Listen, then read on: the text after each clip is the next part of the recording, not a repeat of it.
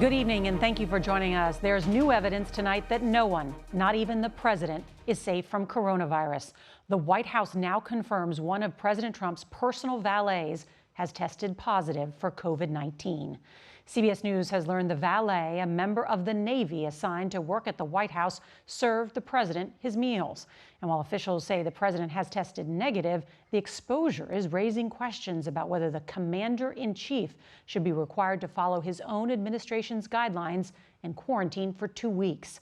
The president's valet is now among the more than 1.2 million confirmed cases here in the U.S. More than 75,000 have died nationwide in the past 2 months. And as we come on the air tonight, there is yet another sobering number that illustrates the toll of the virus. 3.2 million more Americans filed for unemployment in the last week, pushing the total number out of work since the crisis began to 33.5 million. The unemployment rate, which is due out tomorrow, has not been this high since the Great Depression. Tonight, this graph showing weekly jobless claims over the last 15 years really says it all. There's a lot to get to, and our correspondents are covering it. CBS's Ben Tracy is going to lead us off tonight from the White House. And Ben, the president calls this the invisible enemy, and now it's invaded the White House. It sure has. These White House valets are members of the military, and they do all sorts of things here at the White House, including laying out the president's clothes. We've learned this particular valet was close enough to serve the president meals. The president, a self-described germaphobe, said it was a little bit strange to find out one of his White House valets tested positive for coronavirus. I've had very little personal contact with this gentleman. Know who he is, good person, but I've had very little contact. CBS News has learned the valet started feeling sick on Tuesday and tested positive on Wednesday.